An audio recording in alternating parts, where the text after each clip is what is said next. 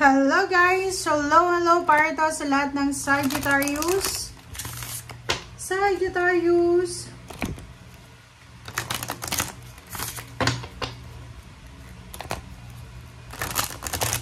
Ito ay para sa lahat ng mga Sagittarius. Tingnan natin.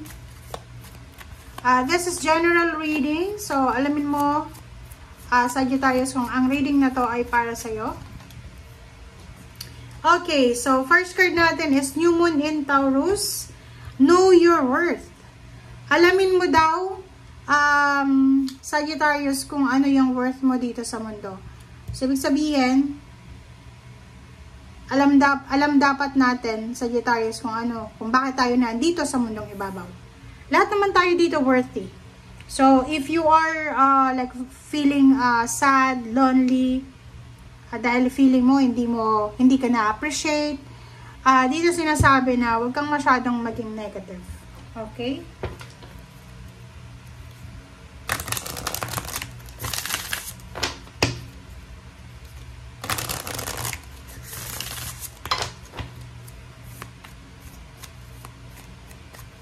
Okay, Sagittarius. Oops, sorry. Soulmate. Wow. Sagittarius, so yung message mo ngayon is tungkol sa soulmate. So maybe meron dito mga Sagittarius na pakiramdam nila hindi sila worthy para magkaroon ng relasyon. Yung parang gusto mo makipagrelasyon pero medyo nagsiself-pity ka. Parang sinasabi mo, hindi ako worthy para dyan, ganyan, hindi ako bagay. Wow. So, yung sinasabi ng first card mo na know your worth, maybe makaka-resonate dito yung mga Sagittarius na kahit may asawa ka na, may boyfriend, girlfriend, may kalibin partner na parang feeling mo hindi kayo bagay or masyado siyang mataas para sa'yo, parang ganun. Know your worth. 3 of Cups and 4 of Cups. So, yun. Relationship talaga to, emotion. So, yung 4 of Cups, sinasabi ng barahan, meron dito na Sagittarius na maybe single, na naghihintay siya ng, kumbaga, relationship, naghihintay siya ng chat, ng call, ng information, communication, or anything. Sinasabi ng barahan sa'yo dito, maybe naghihintay kang ikasal ka, naghihintay ka na maayos yung relationship mo, or hinihintay mo yung soulmate mo, yung twin flame mo, hinihintay mo yung talagang nakadestiny sa'yo. Comment down below if you resonated. Wow! Karma and 10 of Cups. Karma and 10 of Cups, sinasabi ng baraha sa'yo dito na you are lucky, Sagittarius, kasi may parating na good karma para sa'yo. Yung good karma na to, darating to sa'yo na good kasi mabuti kang tao. Kumbaga, yung past actions mo, wala ka naman na dadihadong tao. Wala ka namang naagrabyadong tao. So, dito sinasabi ng baraha sa'yo na may good karma na posibleng darating sa'yo. And this good karma ay posibleng tungkol ito sa emotional happiness. Maybe newborn, new baby, new relationship, maybe yun, may kasal, may wedding offer, or pwedeng may complete family, parang ganun. So, marami na good news, maraming magandang mangyayari sa'yo sa mga susunod pa, because naging maganda yung takbo ng isip mo sa nakaraan. Yung parang gumawa ka ng maganda, syempre ibabalik sa'yo maganda din. Wow! So, yun. So, kung makikita mo dito, huwag kang masyadong mag-alala. If you're married, may kids ka, may magulang ka pa, siblings, huwag kang masyadong mag-alala para sa kanila. Kasi, kung makikita mo dito, you will get the positive karma. And, yun, isa sa mga karma na posibleng makuha mo is yung bibigyan ka ng kaligayahan, bibigyan ka ng complete family, ng masayang pamilya, physical health, recovery, or ano man to na blessings and prosperity and abundance.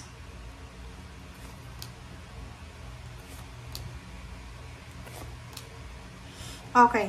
Doon sa mga Sagittarius na masyado kayong siloso, silosa, masyadong nag-iisip ng negative, lalo sa trabaho or negosyo or sa kung ano man, sinasabi ng Queen of Swords dito na kailangan mong makalaya sa kung ano man yan na nakakasakal na emotion, nakakasakal ng mindset, nakakasakal na kung ano man na nakakasakal. It's either, for example, nagkaroon ka ng relasyon sa isang tao na siloso-silosa or pwedeng toxic yung relationship, it's either family, office mates, workmates, or yung company na pinagtatrabahuan mo, masyadong toxic. Dito sinasabi ng barahan na kailangan mong palayain ang sarili mo.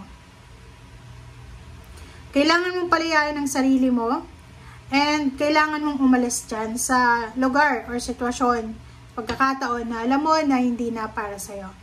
Dito sa lugar kung nasaan ka sa ngayon, maybe masyadong toxic, masyadong magulo, masyadong maingay, masyadong negative or toxic. Sinasabi ng baraha sa'yo dito na meron na mangyayari na posibleng makakatulong sa'yo para makaalis ka dito sa toxicity, sa stagnation na to. Ang kailangan mo lang is maging inspired ka na gumawa ng aksyon. Kasi meron tayo na mga gustong mangyari sa buhay natin pero hindi natin ginagawa yon. Nagsasuffer tayo sa comfort zone natin, naghihirap tayo pero wala tayong wala tayong free will or parang eagerness na baguhin yung sitwasyon. So, sinasabi ng baraha sa'yo, nakadepende daw yan sa'yo. Nakadepende sa'yo, Sagittarius, kung talagang gusto mong makaalis dyan sa sitwasyon na yan. Okay. So, dito sa 3 cards na to, sinasabi ng baraha sa'yo na mag-focus ka sa linggong ito sa trabaho mo. Mag-focus ka sa source of income. Huwag kang masyadong mag-focus sa relationship. Huwag kang masyadong mag-focus sa relationship, lalo na sa intimate. Like, halimbawa, yung trabaho mo naaapektuhan dahil sa relationship issues. Yung pamilya mo naaapektuhan dahil sa pag-aaway ng mag-asawa, 'di ba? Yung parang gano'n. So dito sinasabi na kalmahin mo ang sarili mo sa linggong ito. Isipin mo na kailangan natin ng balanse. Kailangan nating maging positibo. Kailangan natin na iwasan yung mabilis na action kasi mabilis din iinit yung ulo mo. Sabi ng Pentacles and Page of Pentacles, ang ganda na ito eh. 'Di ba? Sinasabi ng baraha sa'yo na may possible na parating sa buhay mo. In the near future, yung mga emotional wishes mo sa ngayon, magiging sobrang balanse yan once na nabalanse mo na yung financial mo. Kaya ngayon sinasabi sa'yo ng baraha ngayon, kailangan mong ayusin ang iyong trabaho. Mag-focus ka sa trabaho mo, mag-focus ka sa pinagkakakitaan mo sa ngayon.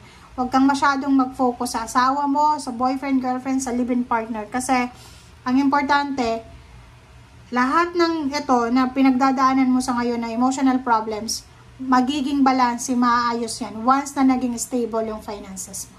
Okay? Thank you guys for watching. Bye!